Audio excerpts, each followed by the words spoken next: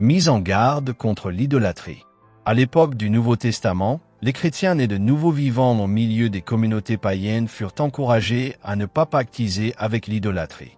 Il est à noter que l'apôtre Paul, dans ses épîtres, met en garde ceux qui changent la gloire du Dieu incorruptible en images représentant l'homme corruptible, des oiseaux, des quadrupèdes et des reptiles.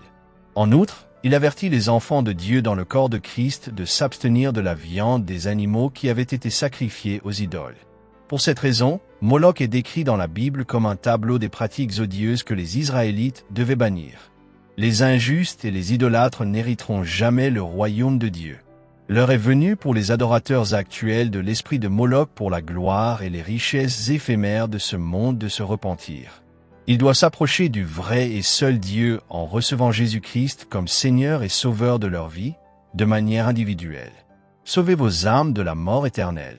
Le Seigneur Jésus-Christ revient bientôt. Romains 1, 21 à 23.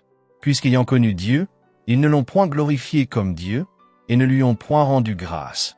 Mais ils se sont égarés dans leurs pensées et leur cœur sans intelligence a été plongé dans les ténèbres. Se vantant d'être sages, ils sont devenus faux et ils ont changé la gloire du Dieu incorruptible en images représentant l'homme corruptible, des oiseaux, des quadrupèdes et des reptiles. 1 Corinthiens 6, 9. Ne savez-vous pas que les injustes n'hériteront point le royaume de Dieu? Ne vous y trompez pas, ni les impudiques, ni les idolâtres, ni les adultères, ni les efféminés, ni les infâmes. 1 Corinthiens 10, 18 à 22. Voyez les Israélites selon la chair. Ceux qui mangent les victimes ne sont-ils pas en communion avec l'autel? Que dis-je donc?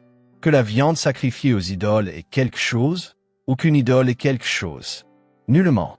Je dis que ce qu'on sacrifie, on le sacrifie à des démons, et non à Dieu.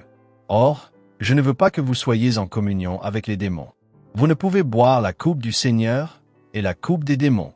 Vous ne pouvez participer à la table du Seigneur et à la table des démons. Voulons-nous provoquer la jalousie du Seigneur? Sommes-nous plus forts que lui? Jude 1, 25. Dieu seul, notre Sauveur, par Jésus-Christ notre Seigneur, soit gloire, majesté, force et puissance, dès avant tous les temps, et maintenant, et dans tous les siècles. Amen.